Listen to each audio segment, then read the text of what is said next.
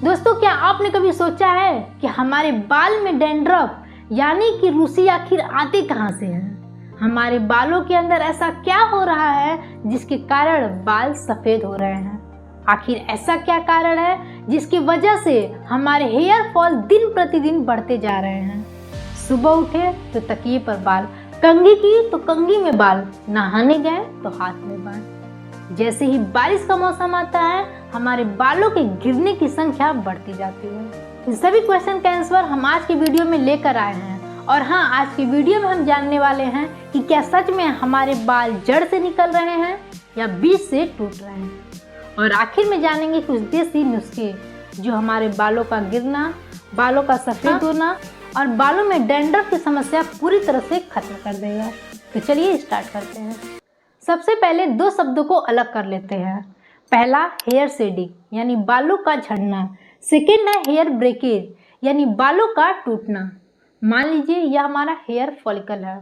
Follicle मतलब scalp के अंदर मौजूद वह स्ट्रक्चर जहां से बाल बनता है, और इसके ऊपर दिखाई देने वाला हिस्सा है हेयर शाफ्ट।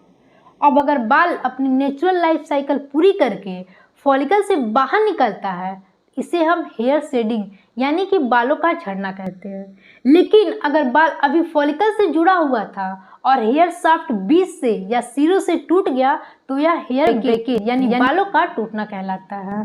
हेयर शेडिंग मतलब बाल फॉलिकल से निकल रहा है और हेयर ब्रेकेज का मतलब कि बाल शाफ्ट से टूट रहा है।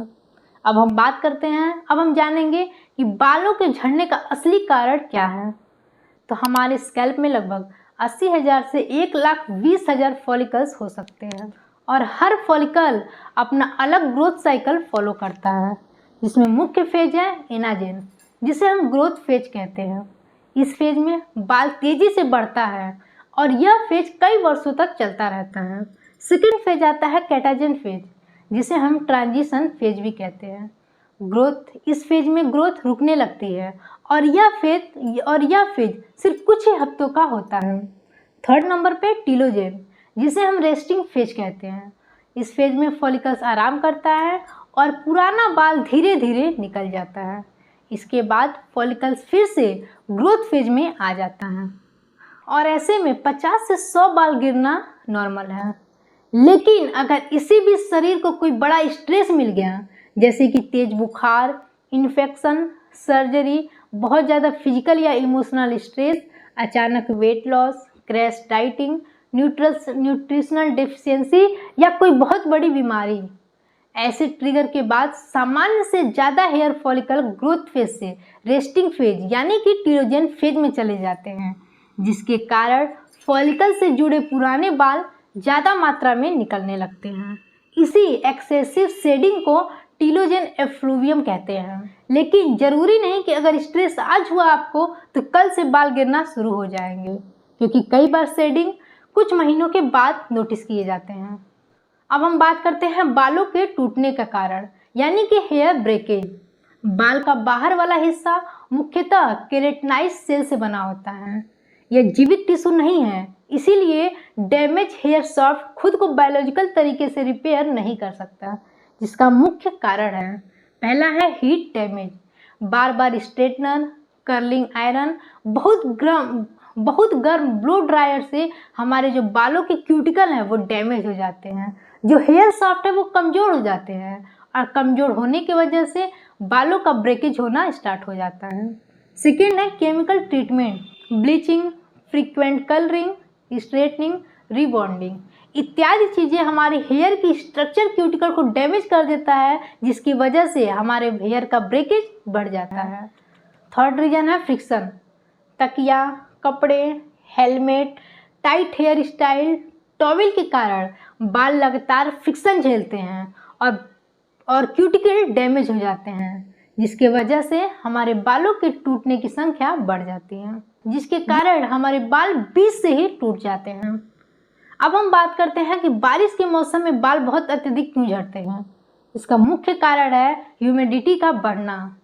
बारिश में हवा में मॉइस्चर बहुत ज़्यादा होता है, इससे बालों का आउटर लेयर यानी कि क्यूटिकल ज़्यादा पानी एब्जॉर्ब कर सकता है, जिससे बाल फूलता है, ज़्यादा पोर्स यानी कि रफ हो जाता है और रफ होने की वजह से बालों के बीच में फ्रिक्शन ज़्यादा बढ़ जाती है, जिसकी वजह से ब्रेकेज बढ़ सकता है।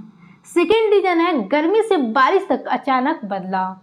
कुछ महीनों तक heat, sweating, UV exposure plus dust रहा, फिर उसके बाद बारिश आई, humidity, damp scalp, fungus, yeast activity plus washing pattern change हुआ और इन्वायरमेंट चेंज के कारण स्कैल्प और हेयर शाफ्ट यानी दोनों पर स्ट्रेस बदल जाता है, जिसके वजह से बारिश के मौसम में हमारे बाल अधिक मात्रा में गिरने लगते हैं या फिर टूटने लगते हैं। अब हम बात करते हैं कि हमारे बालों में आखिर डैंड्रफ आते कहाँ से हैं। तो हमारे सिर की स्किन यानी कि स्कैल्प भी हमारे शरीर की बाकी स्किन जैसी ही है। यहाँ स्किन की सेल्स लगातार बनती है, पुरानी सेल्स धीरे धीरे ऊपर आती हैं और फिर माइक्रोस्कोपिक फ्लेक्स के रूप में निकल जाती है। नॉर्मली ये इतना छोटा प्रोसेस होता है कि हमें दिखाई नहीं देता, लेकिन जब स्कैल्प में कुछ कंडीशंस बदलती हैं तो ये फ्लेक्स ज़्यादा मात्रा और बड़े बड़े क्लब्स में दिखाई देने लगते हैं और यहीं से शुरू होती है हमारी डैंड्रफ की कहानी, जिसका मुख्य कंडीशन है मालसेजिया नामक फंगस का बढ़ना।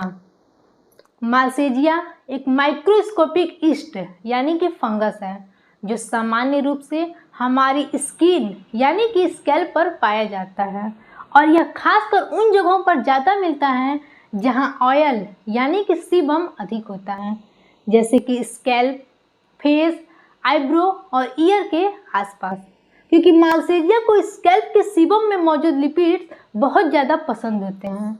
हमारे स्कैल्प में सीबेसियस नामक ग्लैंड्स होते हैं। ये सीबेसियस ग्लैंड सीबम नामक ऑयली सब्सटेंस बनाते हैं और इस सीबम में अलग अलग लिपिड्स होते हैं, जैसे कि ट्राइग्लिसराइड्स। मालसेजिया के पास एक प्रकार का एंजाइम्स होता है जिसे लाइपेज कहते हैं, जो ट्राइग्लिसराइड्स को तोड़ने में मदद करता है और इस ट्राइग्लिसराइड के टूटने से अलग अलग फ्री फैटी एसिड्स बनते हैं, जिनमें से कुछ फ्री फैटी एसिड्स स्कैल्प के लिए इरिटेटिंग होते हैं और स्कैल्प में इन्फ्लेमेशन बढ़ा देते हैं। जब स्कैल्प में इन्फ्लेमेशन होती है, स्किन का नॉर्मल बैरियर और सेल शेडिंग प्रभावित होता है, जिससे डेड स्किन सेल्स ज़्यादा दिखाई देने लगता है और अगर बाल में ऑयल भी बहुत ज़्यादा हो तो ये फ्लेक्स स्कैल्प पर चिपक कर पीले या फिर सफ़ेद या फिर कभी कभी थोड़े ग्रेसी स्केल्स जैसे दिखाई दे सकते हैं और यही है हमारे डैंड्रफ के मेन कारण। अब हम बात करते हैं फोर्थ क्वेश्चन की, यानी हमारे बाल सफ़ेद क्यों हो रहे हैं। हमारे बालों के सफ़ेद होने के दो मुख्य कारण हैं। पहला, मेलेनोसाइट्स स्टेम सेल्स की कमी और सेकेंड है ऑक्सीडेटिव स्ट्रेस का बढ़ना। पहले बात करते हैं मेलेनोसाइट्स स्टेम सेल्स की कमी। मेलेनोसाइट्स स्टेम सेल्स मेलेनोसाइट्स बनाती है और ये मेलेनोसाइट्स मेलेनिन नाम का पिगमेंट बनाती है, जो हमारे बालों को पिगमेंट पहुंचाता है और बालों का नेचुरल कलर बनता है। यानी कि मेलेनोसाइट्स स्टेम सेल्स ऐसी स्टेम सेल्स हैं जो ज़रूरत पड़ने पर नए मेलेनोसाइट्स बनाने की क्षमता रखती हैं और मेलेनोसाइट्स ऐसी सेल्स है जो मेलेनिन पिगमेंट बनाती है और यही मेलेनिन हमारे बालों का उनका नेचुरल कलर देता है। रही बात इसके प्रेजेंस का, तो हमारे हेयर फॉलिकल में खास रीजन होता है जिसको हम बल्ज रीजन कहते हैं, वहीं मेलेनोसाइट्स स्टेम सेल्स का रिजर्वायर पाया जाता है। जैसा कि मैंने आपको स्टार्टिंग में ही बताया था कि हमारे बाल हमेशा एक ही अवस्था में नहीं रहते, उनका एक हेयर साइकिल होता है जिसमें ग्रोथ, रेस्टिंग और शेडिंग। जब नया हेयर साइकिल शुरू होता है तो हेयर फॉलिकल को फिर से पिगमेंट प्रोड्यूसिंग मेलेनोसाइट्स की जरूरत पड़ती है और यही मेलेनोसाइट्स स्टेम सेल्स काम आती हैं।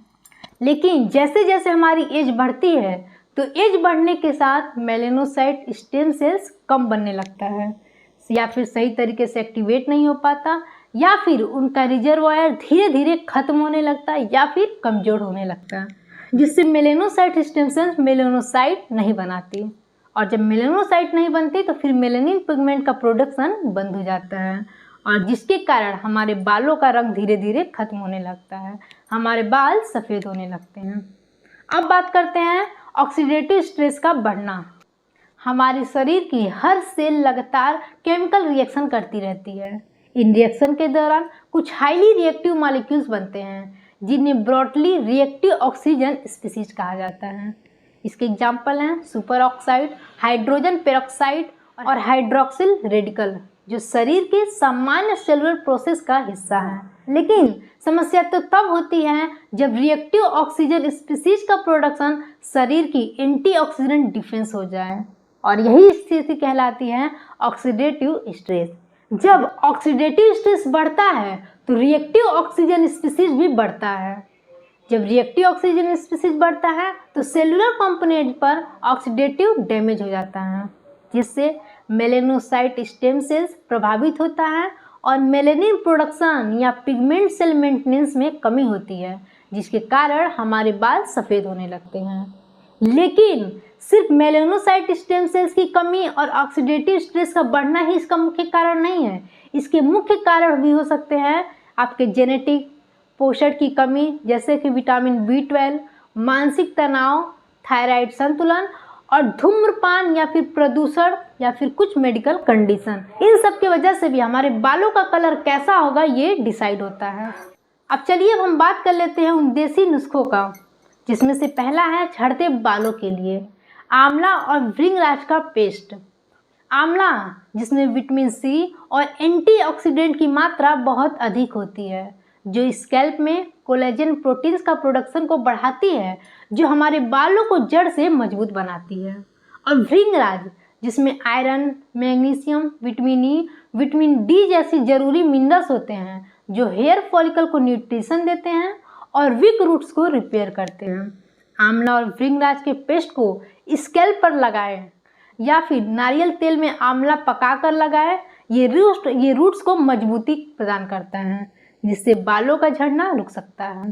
सेकेंड है सफ़ेद बालों के लिए करी पत्ते को कोकोनट ऑयल में बॉयल करके लगाने से मेलेनिन प्रोडक्शन प्रोटेक्ट होता है। करी पत्ते में विटामिन B और बीटा कैरोटीन की भरपूर मात्रा होती है। ये न्यूट्रिएंट्स हेयर फॉलिकल्स में महसूस होने वाले मेलेनोसाइट सेल्स को न्यूट्रिशन देते हैं, जिससे बाल अपने नेचुरल काले रीजन में बनने लगते हैं। थर्ड हम बात करेंगे डैंड्रफ के लिए।